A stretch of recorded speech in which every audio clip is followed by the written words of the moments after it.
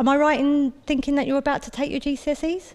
Yeah, you're kind of gearing up to them at the moment, and it's, it is an incredibly stressful period. And I think at that age we're kind of told that what we do at that point affects us forever. And if you fail, then that is it. Your life is over. You're not going to take the A-levels that you want. You're not going to go to the university you want if that's what you want to do. You're going to have a rubbish job. Your life is over.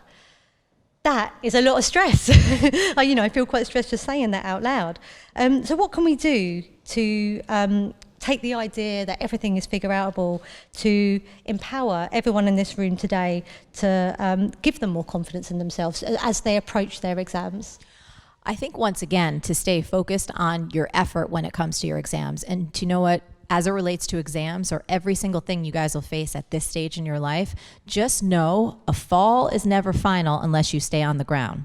You're not always going to get that passing grade. You can work your buns off, and I absolutely suggest you do, because that's where all the good stuff in life comes from. But sometimes we all take an L. Sometimes we face plant. Sometimes we find ourselves on the ground. Am I right? It doesn't turn out the way we want.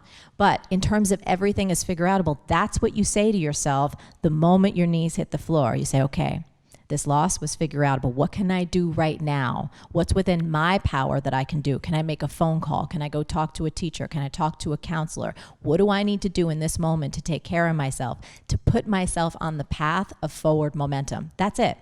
You don't need to figure out the whole thing.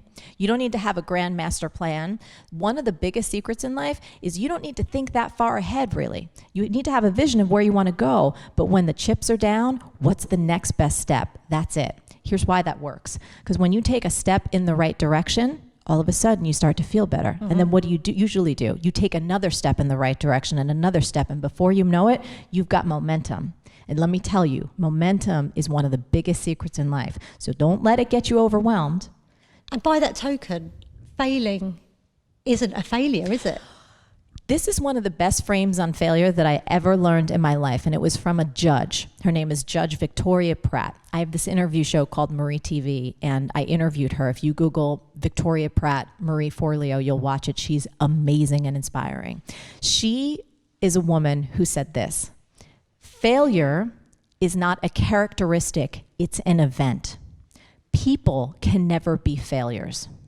I like that frame. Mm-hmm. Because that puts failure where it should be, which is a one-time event, not a personal characteristic. So how many people in here have ever failed before? Right? You're still here, ain't you? You're still here. You're still in the game. You're still alive. Right. You're not dead. That's what it's about. Mm. People can't be failures. It's impossible. It's an event, not a characteristic. But what if you're feeling like a failure? You've worked really hard on your exams. You've worked really hard to get a part-time job, whatever it is. Yep. How do you kind of get through that if you feel that way? You have to understand a little bit about your brain to be able to navigate this one. So our brains are like Velcro when it comes to negativity. We hang on to the bad stuff and the good stuff just slides away. Have you ever noticed that? So neuroscientists have actually discovered that it takes 5 instances of positivity to counteract 1 bit of negativity. That's just how our brains are wired. So when you're feeling like a failure, there's a couple things that you can do. Mm-hmm. First, you can actually start to write down and list. It's a good beat. No, we've got time. Okay. You actually can write down and list 3 to 5 places in, let's say, the last couple of months where you put in your best effort, where you showed up, whether it was for your school or your family or something else. You have to acknowledge what you've done well in order to counteract how our brains, our human brains, are naturally wired. If you have any friends, anyone in your life that you trust, someone who can reflect back to you, hey, you know what? I'm feeling a little bit like crap right now. I've done this with my friends. I'm feeling a little bit like a failure. Can you remind me why I'm a little bit out of my mind? Am I actually a good person? And if you have at least one friend that can mirror back for you why you rock, that can help start to shift that little phrase. Yeah, that's lovely. That's a lovely way to look at it. And I will tell you guys this, one of the other mantras I live my life by is clarity comes from engagement, not thought. Clarity comes from engagement, not thought. What does that mean? You guys might have 5 or 6 things that you might want to be or do as an adult. Anyone here have a couple of different things, right? Yeah. I remember finding it so difficult. Adults would ask me, what do you want to be when you grow up? And I was like, how much time do you have? Because I want to be an artist. I want to be a business person. I want to be a teacher. I want to be a writer. I want to be a dancer. I didn't fit into the conventional mold. And adults would look at me like, I don't know how you're going to do that. And the only way that I am even sitting here before you today is because I gave myself permission to experiment. Not just to think about my dreams in my head, but to find a way to actually test it out, to go take a class, to work for free, to do something to engage in a physical way, to see if I had any skill in that area, to see if I had any passion in that area. And once I did that, my body gave me all the feedback I needed to say, yes, I'm on the right track. But I'll tell you this, as you guys are thinking about where you want to go next, a lot of people will try and put you in a narrow box of what you can do. Reject it, always. One of the things we talk about in the book is I call myself a multi-passionate entrepreneur. I wasn't going to be labeled. I wasn't just going to be a writer. I wasn't just going to be a coach. I wasn't just going to sit around and not pursue my love of dance and hip hop. I wasn't going to do that. And I would recommend you guys explore the same. Yeah, absolutely. And also, just because you choose one field of expertise doesn't mean you can't partake in these other things as hobbies. Not everything has to be a career, does it? That's right. First of all, where our world is going in terms of culture, the more that you embrace the fullness of who you are, you might have a passion for music, you might have a passion for technology or science or math or human services. Bring all of you to the table. It will become your competitive advantage. So if people from like an old school kind of mentality, again, try and keep you in this narrow lane, reject it. You can respect them. You can say, that's okay, that's good for you, but I'm gonna be all of who I am.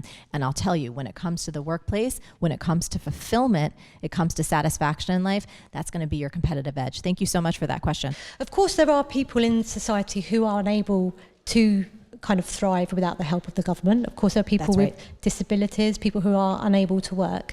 How would you make everything figure-outable in those kind of circumstances? Well, the notion, this idea that everything is figure-outable, again, I hold that to be true in my heart. Yeah. I think that there are really talented, brilliant people working in all of those areas. So I know in the United States, let's just look at people who have different abilities. You know, just the fact that the ADA exists, the Americans with Disabilities Act, that buildings around the United States have to have access for people. That was one person's idea. That was one person speaking up and saying, this isn't right. It's amazing what you can do. Yeah, so I think that's why it was so important for me, to be quite honest, to come here today. And I was so excited to talk with you guys because there are so many challenges that we're facing as a human species. And the more individuals with a diversity of perspectives and skills and creativity go, you know what? This is figure-outable. I'm worthy. I have an idea. I'm going to step up and contribute my piece to solving this. That's the only way that we're going to create a more humane and just world. So it's everyone kind of contributing as opposed to... Absolutely. Every single human being, as much as they can, as much as they're able to, is born with a unique set of gifts. You guys, you're a one-time mega event in the universe. Do you know there has never been anyone in history with your exact genes, your exact perspective, your exact talents and gifts? And if you don't do everything in your power to nurture those gifts and to share them, you are stealing from those who need you most. There are people out there, as you continue to grow into adulthood, I guarantee you, you will hear a call in your heart, a dream of what you want to do, something how you want to contribute, and you got to listen to that. That's a God-given talent. That's your gift. That's why you're on this earth right now. And so when you hold on to that idea that everything is figure-outable, it ignites what is innately yours, which is your agency and your ability to create change in your own life, which creates ripple effects of positivity around you.